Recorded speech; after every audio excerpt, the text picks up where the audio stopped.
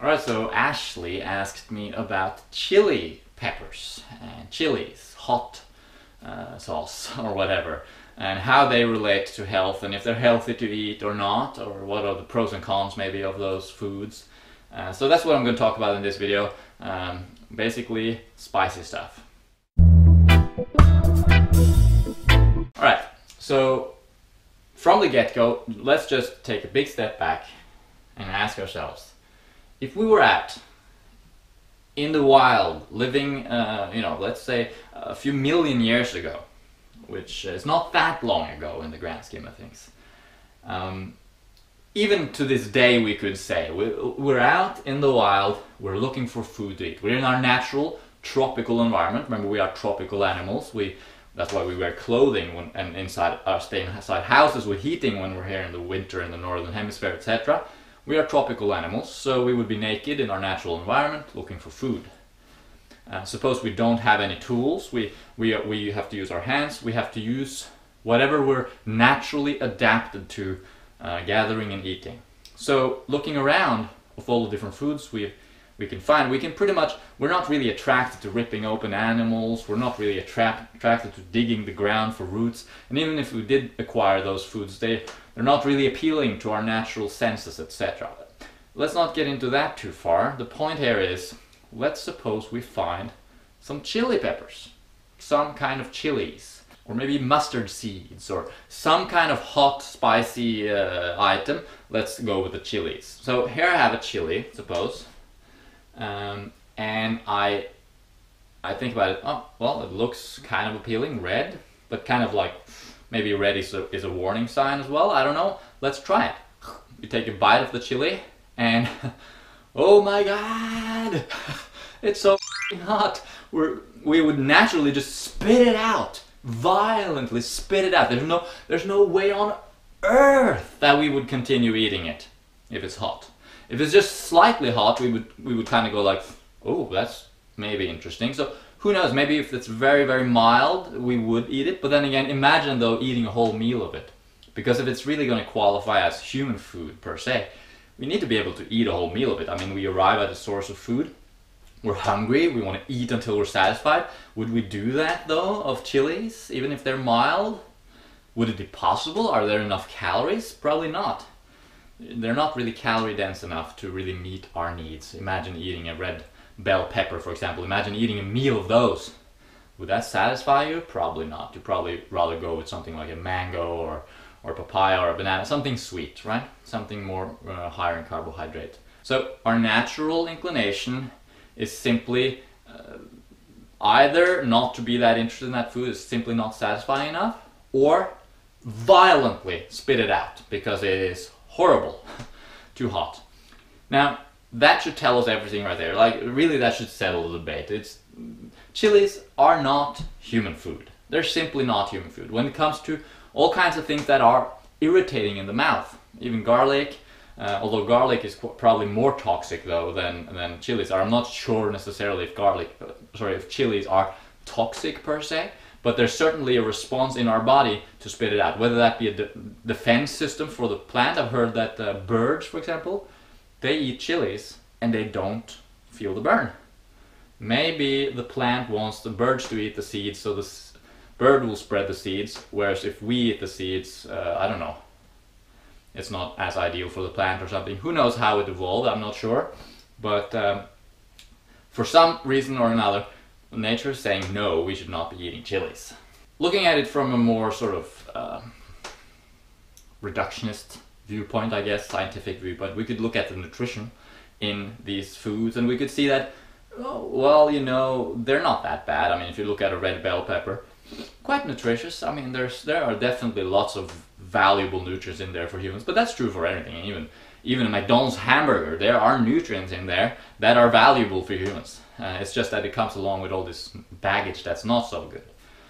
I don't know necessarily though that there is so much bad baggage coming along with the nutrients in a chili, in a pepper. Of course, there's one thing to consider, and that is the fact that peppers belong to the nightshade family, and the nightshade family has these lectins in them that some people are sensitive to.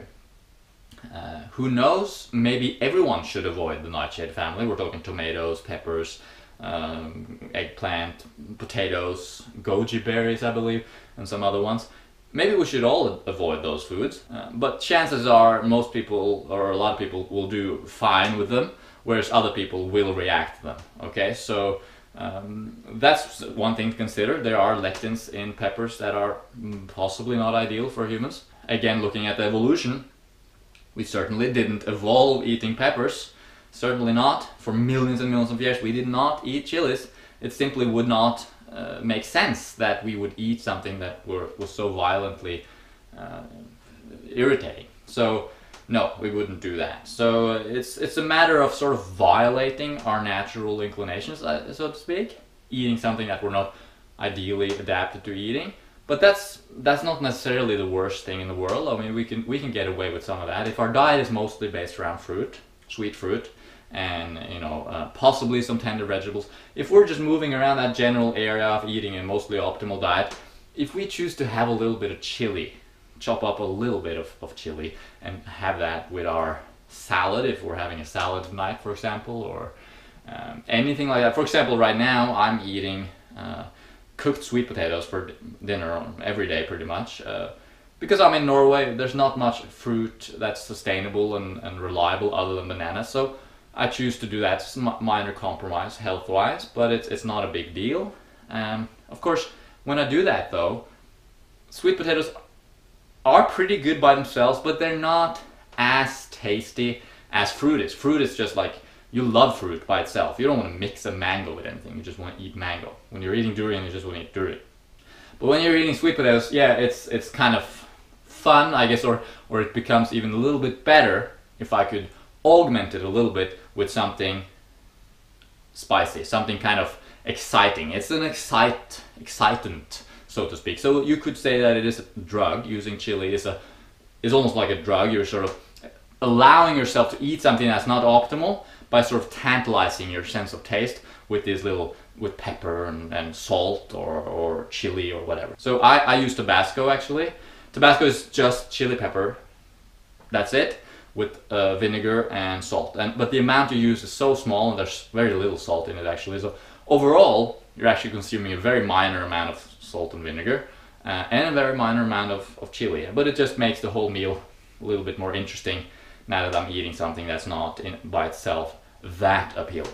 So just to conclude this video, I guess what I'm saying here is it can't be ideal. It is just not ideal. It just doesn't make sense from a natural perspective because we're naturally want to spit it out. It's an irritant, and who knows to the degree it will affect our digestive system. I know garlic and onion and that sort of thing, those are antibiotics, and they will actually kill bacterial flora in our stomach, and they're definitely not healthy in that sense. They're less healthy, so to speak.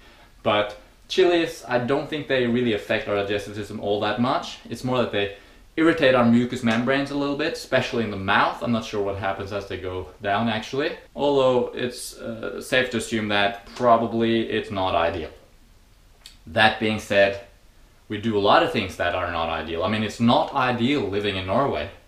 You won't get enough sun even in the summer. It's not ideal wearing clothing even. It's better to be naked. We do a lot of things that are not ideal. If we want to use a little bit of chili, a little bit of garlic or whatever now and then, no big deal, no big deal. You're not going to lose your health for that matter.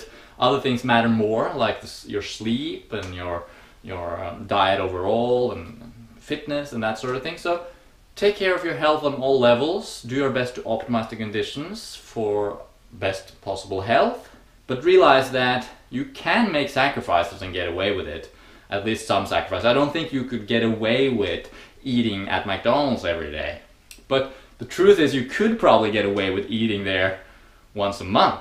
Will you sacrifice a few days of digestive health and other things? But certainly not something I would recommend, and I'm against, I'm a vegan, so I'm against killing animals for food anyway. But my point here is that depending on the severity of what you're doing, you might be able to get away with it, so to speak, without losing too much health. And chilies, Tabasco, onion, garlic, mustard, all these little condiments,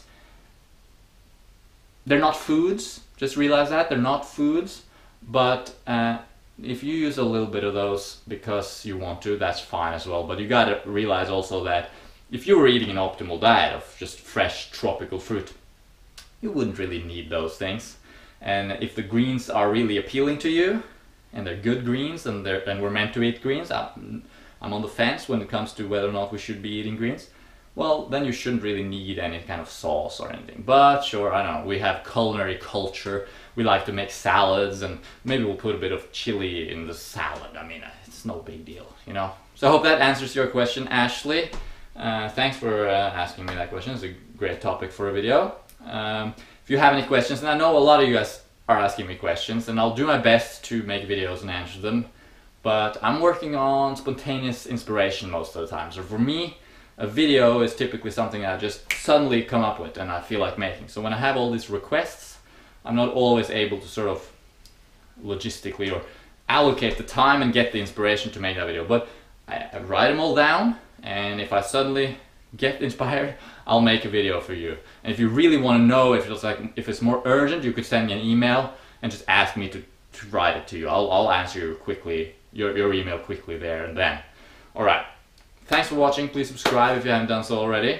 Bear in mind that we do have an FAQ on our website. Go and check that out right now, where we answer lots of questions, commonly questions, and we also have a newsletter that we send out every month.